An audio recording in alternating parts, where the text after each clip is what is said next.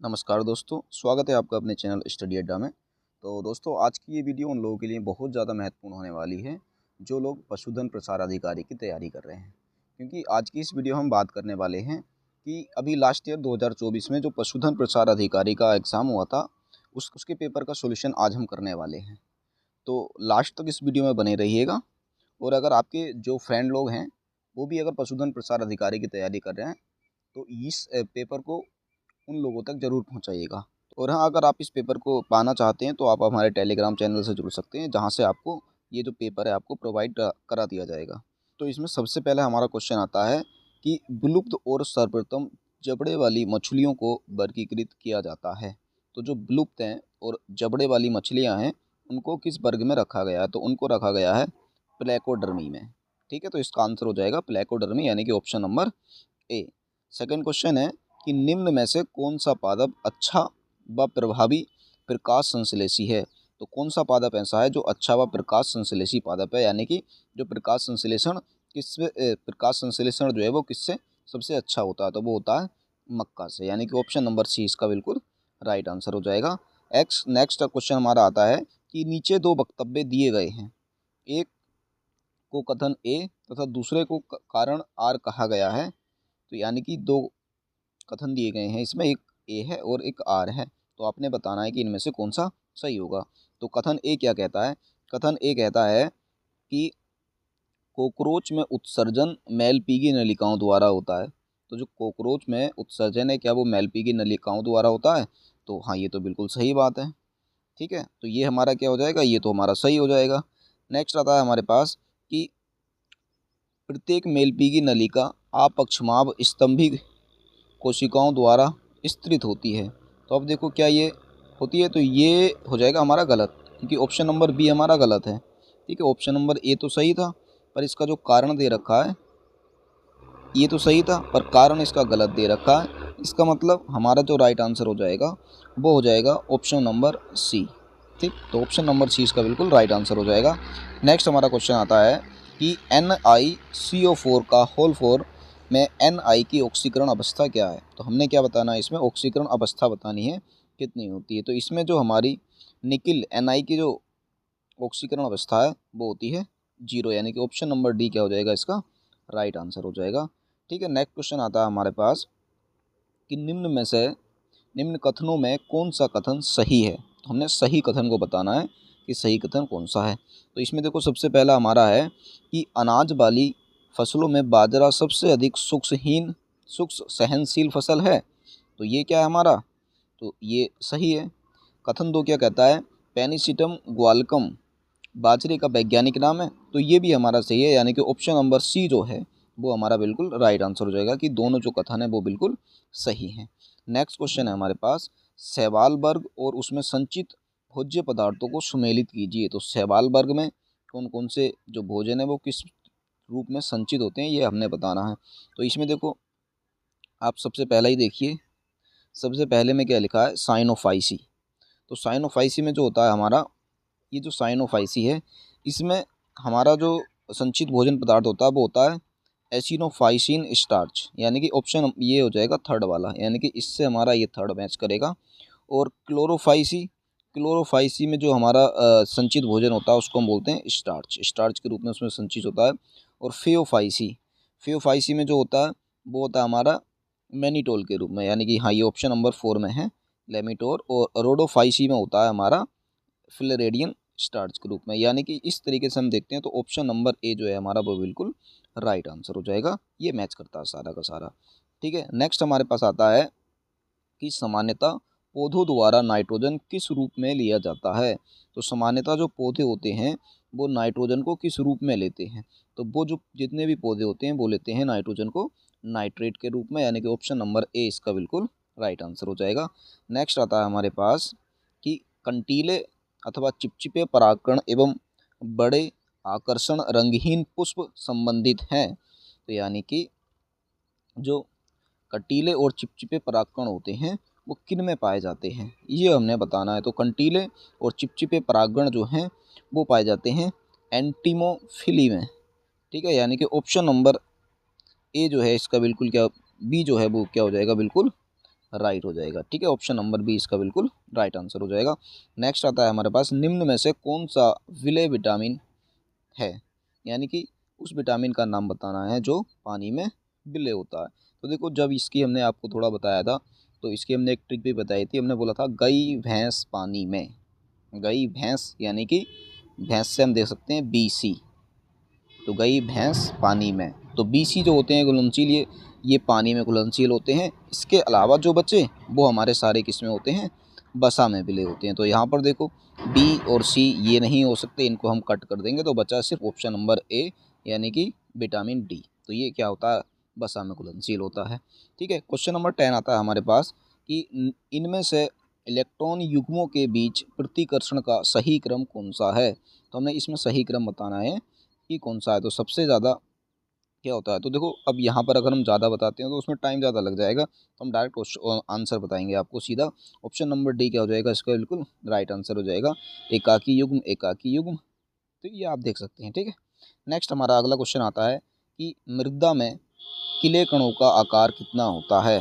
तो मृदा में जो किले कण होते हैं उनका आकार क्या होता है, तो वो होता है हमारा ये ऑप्शन नंबर D। ठीक है, नेक्स्ट हमारा क्वेश्चन आता है अब कि भारत के संदर्भ में निम्न में से कौन आक्रामक विदेशी प्रजाति नहीं है। तो कौन आक्रामक विदेशी प्रजाति नहीं है, तो वो जाएगा हमारा ऑप्शन नंबर D, साइनोडोन। ठीक है, नेक्स्ट अगला क्वेश्चन आता है हमारे पास, मेथिल स्थापित एमिनो और अमोनिया का जलीय विलयन में क्षारकता का सही घटता क्रम क्या होगा। तो यहाँ पर हमारा ऑप्शन नंबर D इसका बिल्कुल राइट आंसर हो जाएगा। नेक्स्ट क्वेश्चन आता है कि निम्नलिखित में से कौन सा उत्पाद एसिटिक एनहाइड्राइड के साथ ग्लूकोज के एसिटिलीकरण पर प्राप्त होता है। तो इसका जो हमारा राइट आंसर हो जाएगा वो हो जाएगा ऑप्शन नंबर C, ग्लूकोज पेंटा एसीटेट। नेक्स्ट क्वेश्चन है कि वेस्पर सिद्धांत के अनुसार SO2 का आबंध कोण क्या होता है। तो SO2 का जो आबंध कोण होता है वो होता है 119.5 डिग्री। ठीक है, यानी कि ऑप्शन नंबर B इसका बिल्कुल राइट आंसर हो जाएगा। अगला क्वेश्चन आता है कि नाइट्रोजन अणु में नाइट्रोजन के दो परमाणुओं के मध्य बंधों की कुल संख्या कितनी होती है। तो नाइट्रोजन में जो नाइट्रोजन के दो अणु हैं उनके मध्य जो बंध होते हैं उनकी संख्या होती है 3, यानी कि नाइट्रोजन और नाइट्रोजन के मध्य में कितने अणु होते हैं, कितने बॉन्ड बने होते हैं, वो होते हैं 3 बने हुए।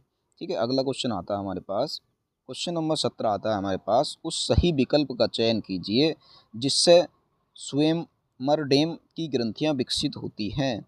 तो ये होती हैं हमारी सुषुम्ना तंत्रिकाएं से, यानी कि ऑप्शन नंबर A इसका बिल्कुल राइट आंसर हो जाएगा। अगला क्वेश्चन है, न्यूमेटोफोर का मुख्य कार्य क्या है। तो न्यूमेटोफोर का जो हमारा मुख्य कार्य होता है वो होता है रेस्पिरेशन, यानी कि श्वसन करना। अगला क्वेश्चन आता है हमारे पास, सूची 1 को सूची 2 से मिलाना है हमने। ठीक है, तो सूची 1 को सूची 2 से हम मिलाएंगे तो आप देख सकते हैं कि किस विटामिन की कमी से कौन सा रोग होता है, यानी कि विटामिन की कमी से होने वाले रोग इसमें बताने हैं। तो देखो ये तो आपको पता भी होगा बहुत अच्छे से कि विटामिन A की कमी से कौन सा रोग होता है। तो विटामिन A की कमी से होता है हमारे पास नाइट ब्लाइंड लेंस, और यहाँ से हो जाएगा ये रात्रि अंधता, यानी कि ऑप्शन नंबर A का B हो जाएगा, 2 हो जाएगा।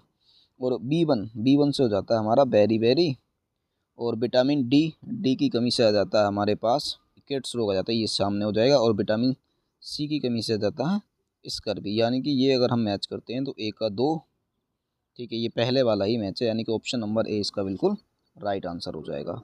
ठीक है, नेक्स्ट अगला क्वेश्चन आता है हमारे पास कि वेल्थ ऑफ नेशन पुस्तक किसके द्वारा लिखी गई थी। तो वेल्थ ऑफ नेशन पुस्तक जो लिखी थी वो लिखी थी एडम स्मिथ ने, यानी कि ऑप्शन नंबर B इसका बिल्कुल राइट आंसर हो जाएगा। अगला क्वेश्चन है हमारे पास कि 0.200 ग्राम में सार्थक अंकों की संख्या कितनी होती है। तो इसमें जो सार्थक अंक हैं वो हैं 3। ठीक हो गया, 3 इसमें सार्थक अंक है। अगर आप इसको चाहते हैं सार्थक अंक कैसे निकालते हैं तो आप मुझे कमेंट बॉक्स में बता दीजिए, इसकी एक छोटी सी वीडियो बना के मैं डाल दूंगा, बहुत सिंपल होते हैं ये। अगला क्वेश्चन है, निम्न वनों में से किसे धरती ग्रह के फेफड़े कहा जाता है। तो भैया फेफड़े, धरती के फेफड़े किसको कहा जाता है, lungs of the planet earth. तो ये कहा जाता है अमेजन वर्षा वन को, यानी कि ऑप्शन नंबर A इसका बिल्कुल राइट आंसर हो जाएगा। अगला क्वेश्चन है, निम्न एमीन का IUPAC नाम क्या होगा। तो इसका IUPAC नाम हमने बताना है, तो इसका IUPAC नाम हो जाएगा NN methyl NN die ethyl butane 1 amine. ठीक है, तो ऑप्शन नंबर सी इसका बिल्कुल राइट आंसर हो जाएगा। अगला हमारे पास क्वेश्चन आता है कि निम्न में से कौन सा आर्हेनियस समीकरण है। तो आर्हेनियस समीकरण कौन सा होता है, तो आर्हेनियस समीकरण हमारा ये पहले ही वाला होता है, के बराबर ए ई पावर में होता है माइनस ई ए अपॉन आर टी। ठीक है, अगला क्वेश्चन आता है हमारे पास कि निम्न में से कौन सी नस्ल बकरी की नहीं है। तो बकरी की नस्ल कौन सी नहीं है, तो ये जो काराकूल है ये बकरी की नस्ल नहीं है। बाकी जो हैं गद्दी, अंगोरा और एंग्लो नूबियन ये सारी की सारी बकरी की नस्ल हैं।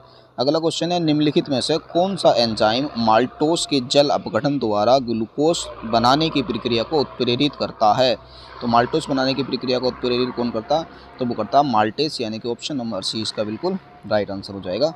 अगला क्वेश्चन आता है कि CrO5 में Cr की ऑक्सीकरण अवस्था क्या है, यानी कि क्रोमियम पेंटाऑक्साइड में जो क्रोमियम की ऑक्सीकरण अवस्था है वो हमें बतानी है, वो कितनी है, तो वो होती है हमारी +6, यानी कि ऑप्शन नंबर बी इसका बिल्कुल राइट आंसर हो जाएगा। निम्न में से भैंस की नस्ल कौन सी है, तो भैंस की नस्ल कौन सी है ये हमने बताना है। तो भैंस की नस्ल है हमारी सुरती। बाकी किसकी नस्ल है, तो बाकी सारी गाय की नस्ल है। अगला क्वेश्चन है हमारे पास कि दिए गए चित्र का अध्ययन करिए एवं सही विकल्प चुनिए। तो यानी कि इस चित्र को देख के हमने बताना है इसमें से क्या सही है। तो पहले क्या है, देखिए पादप जूप्लैंक्टन, फाइटोप्लैंक्टन, जूप्लैंक्टन, पहले ये हमारे फाइटोप्लैंक्टन, जूप्लैंक्टन, कीट, स्मॉल फिशेस और ये मांसाहारी बच, यानी कि ये क्या है हमारी, ये हमें चल रहा है ये जलीय खाद्य श्रृंखला है। ठीक है, तो ये जलीय खाद्य श्रृंखला का एक उदाहरण है। तो ये इसका ऑप्शन नंबर डी इसका राइट आंसर हो जाएगा। 30 क्वेश्चन है कि निम्नलिखित विकल्पों में से कौन सा विकल्प फ़ारेनहाइट तथा सेंटीग्रेड तापमान के सही संबंध को प्रदर्शित करता है। तो इनमें जो सही संबंध बताता है वो हमने बताना है। तो ये हो जाएगा हमारा ऑप्शन नंबर ए। ठीक है, अगला क्वेश्चन है हमारे पास कि एक जीवमंडल संरक्षित क्षेत्र के निम्नलिखित में से किस भाग को सभी प्रकार की मानव गतिविधियों से मुक्त रखना चाहना चाहिए। तो ये हो जाएगा हमारा कोर जोन। कोर जोन में क्या होता है, जो मानव गतिविधियाँ होती हैं वो सारी फ्रीली होती हैं। निम्नलिखित में से कौन सा समीकरण सही नहीं है, तो सही समीकरण कौन सा नहीं है, तो इसमें जो हमारा पहला ऑप्शन है यही सही नहीं है, बाकी सारे के सारे सही हैं। अगला क्वेश्चन है हमारे पास कि निम्नलिखित में से कौन सा युग्म सुमेलित नहीं है। तो कौन सा युग्म सुमेलित नहीं है, तो इसमें ऑप्शन नंबर डी जो है गन्ना प्रजनन संस्थान, ये पटना में नहीं है, बाकी हमारे सारे के सारे बिल्कुल सही हैं। अगला क्वेश्चन आता है कि 10 एटमॉस्फेयर ताप पर 4 लीटर आदर्श गैस 25 डिग्री सेल्सियस पर समतापीय रूप से तब तक प्रसारित होता है जब तक कि इसका कुल आयतन 10 लीटर ना हो जाए। इस प्रसरण में कितनी ऊष्मा अवशोषित होती है एवं कितना कार्य किया जाता है। तो देखिए इसका आंसर हो जाएगा हमारा ऑप्शन नंबर ए, क्योंकि इसमें क्या होता है, कोई भी कार्य नहीं होता है एवं ऊष्मा का अवशोषित नहीं होती है। अगला क्वेश्चन है कि कॉकरोच के अग्र पंखों से संबंधित सही विकल्प चुनिए। तो कॉकरोच के जो अगले पंख होते हैं उनको हम एलाइट्रा भी बोल देते हैं। ठीक है, अगला क्वेश्चन है निम्नलिखित में से कौन सा सुमेलित युग्म नहीं है। तो कौन सा सुमेलित युग्म नहीं है, तो ये जो है ऑप्शन नंबर बी, ये सही सुमेलित नहीं है, बाकी सारे के सारे सही हैं। अगला क्वेश्चन है कि कॉलम ए को कॉलम बी से मिलाना है, यानी कि कॉलम ए और कॉलम बी में हमने क्या करना है, मिलान करना है। तो देखो आप इसको मिलान करेंगे तो इसका जो हमारा सीधा आंसर हो जाएगा, वो हम सीधा आंसर देख लेते हैं, वो हो जाएगा हमारा ऑप्शन नंबर बी हो जाएगा। ठीक है, लंबा क्वेश्चन है, आप वीडियो रोक कर या जूम करके देख सकते हैं। अगला है हैम्पशायर नस्ल निम्न में से किस पशु से संबंधित है। तो हैम्पशायर जो नस्ल है वो किसकी है, वो होती है सुकर की, यानी कि पिग की, सुअर की है। ठीक है, हैम्पशायर नस्ल का क्या होता है, पिग होता है। निम्न में से प्रबलतम अम्ल कौन सा है। तो प्रबलतम अम्ल कौन सा, हमारा प्रबलतम अम्ल हो जाएगा HI, यानी कि ऑप्शन नंबर बी क्या हो जाएगा, इसका राइट आंसर हो जाएगा। अगला क्वेश्चन आता है हमारे पास, प्रकाश विद्युत प्रभाव की व्याख्या के लिए नोबेल पुरस्कार किसे दिया गया था। तो प्रकाश विद्युत प्रभाव के लिए नोबेल पुरस्कार जो है वो किसको मिला था, वो मिला था अल्बर्ट आइंस्टीन को, यानी कि ऑप्शन नंबर डी क्या हो जाएगा, इसका राइट आंसर हो जाएगा। अगला आता है क्रेब्स साइकिल में 6 कार्बन वाला अम्ल कौन सा है। तो क्रेब्स साइकिल में जो 6 कार्बन वाला एसिड बनता है वो बनता है साइट्रिक एसिड, यानी कि ऑप्शन नंबर बी इसका बिल्कुल राइट आंसर हो जाएगा। अगला हमारा क्वेश्चन आता है निम्न में से मीथेन के दहन की रासायनिक अभिक्रिया कौन सी है। तो मीथेन के दहन की कौन सी अभिक्रिया, तो ये पहली वाली बिल्कुल सही है, यानी कि CH4 गैस होता है हमारा, और ये आप देख सकते हैं, कोई दिक्कत नहीं है। मानव रक्त का pH मान क्या होता है। तो मानव रक्त का जो pH मान होता है वो 7.4 होता है, यानी कि थोड़ा सा क्षारीय होता है। अगला क्वेश्चन है, भारत में पीट मॉस का वानस्पतिक नाम क्या है? तो भारत में जो पीट मॉस है उसका वानस्पतिक नाम होता है स्फैगनम, यानी कि ऑप्शन नंबर ए इसका बिल्कुल राइट आंसर हो जाएगा। अगला क्वेश्चन है, निम्न में से किस प्रोकैरियोटिक शैवाल में क्लोरोफिल बी पाया जाता है? तो क्लोरोफिल बी किस में पाया जाता है? तो ये पाया जाता है प्रोक्लोरोन में। तो प्रोक्लोरोन में क्लोरोफिल बी पाया जाता है। अगला हमारा क्वेश्चन है कि निम्न चित्र का अध्ययन कीजिए। निम्न भिन्न महत्वपूर्ण भाग 1 से 4 द्वारा अंकित है। मूत्र में NH4+ तथा K पॉजिटिव के श्रावण से संबंधित सही विकल्प का चयन कीजिए। तो इसमें हमने सही विकल्प बताना है। तो देखो थोड़ा सा बड़ा है ये, आप इसको देख सकते हैं एडजस्ट करके। बाकी आपको मैं PDF दे दूंगा, टेलीग्राम पे चैनल पर डाल दूंगा, आप वहाँ से जाकर इस पेपर को ही डाउनलोड कर सकते हैं और वहाँ से देख सकते हैं। तो इसके अनुसार हमारा जो ऑप्शन नंबर सी है ये इसका राइट आंसर हो जाएगा। अगला हमारा क्वेश्चन है कि मिट्टी के लाल पीले रंग का क्या कारण होता है? तो मिट्टी के लाल पीले रंग का जो कारण होता है वो होता है फेरिक ऑक्साइड, यानी कि ऑप्शन नंबर डी क्या हो जाएगा इसका राइट आंसर हो जाएगा। अगला है, निम्न में से कौन सा लुईस अम्ल नहीं है? तो लुईस अम्ल कौन सा नहीं है? OH पॉजिटिव है, और ये तो आपको पता ही होगा, बहुत सिंपल क्वेश्चन है। अगला क्वेश्चन है हमारे पास कि परमाणु के उपकोषों में इलेक्ट्रॉनों को भरने का सही क्रम कौन सा है? तो देखो आपने ये तो 9th-10th लेवल से ही पढ़ना स्टार्ट कर देते हैं कि इलेक्ट्रॉनों को भरने का सही क्रम क्या होता है। तो ये होता है ऑप्शन नंबर ये पी, यानी कि पहले 4s में भरेंगे, फिर 3d में, 4p में, और फिर हमारा 5s आता है। क्वेश्चन नंबर 50 है और आज की वीडियो का ये लास्ट क्वेश्चन है, क्योंकि अगर हम 100 के 100 क्वेश्चन एक वीडियो में रख लेते हैं तो वीडियो हमारी क्या थोड़ी बहुत लंबी हो जाएगी, इसलिए हम चाहते हैं कि ज़्यादा लंबी ना हो, कोई भी बच्चा बोर नहीं होना चाहिए। ठीक है, तो इसमें लास्ट क्वेश्चन है हमारा इस वीडियो का कि साइट्रोफिलिन के लिए निम्नलिखित में से कौन सा कथन सत्य है? तो इसमें जो कथन हमारा सत्य हो जाएगा वो हो जाएगा सभी कथन, यानी कि ये जो सारे के सारे कथन दे रखे हैं ये सारे के सारे हमारे सही है। इसे ट्रांसफेरिन भी कहा जाता है, यह मेटेलोप्रोटीन है और कुल प्लाज्मा प्रोटीन का 30% होता है, ये भी सही है। इसका परमाणु भार 90,000 होता है, ये भी बिल्कुल सही है। यह लौह परिवहन को बढ़ाता है, ये भी सही है, यानी कि ऑप्शन नंबर डी जो है ये इसका बिल्कुल राइट आंसर हो जाएगा। तो ठीक है, तो फ्रेंड आज की वीडियो में बस इतना ही, और ये वीडियो आपको कैसी लगी कमेंट बॉक्स में ज़रूर बताइएगा। बाकी कल की वीडियो में या नेक्स्ट टाइम जब भी हमारा टाइम लगेगा तो हम ये सारे के सारे क्वेश्चन उसमें डिस्कस कर लेंगे। बाकी ये जो पेपर है मैं अपने टेलीग्राम चैनल पे डाल दूँगा, तो जिसको भी ये देखना हो तो वो वहाँ से देख सकता है। ठीक है, ये वीडियो में बस इतना ही। कैसी लगी वीडियो कमेंट बॉक्स में ज़रूर बताइएगा। अगर वीडियो अच्छी लगी हो तो वीडियो को लाइक कीजिएगा और चैनल को सब्सक्राइब कीजिएगा। ठीक है, फिर मिलते हैं बहुत ही जल्द नेक्स्ट वीडियो में, तब तक के लिए बेस्ट ऑफ लक।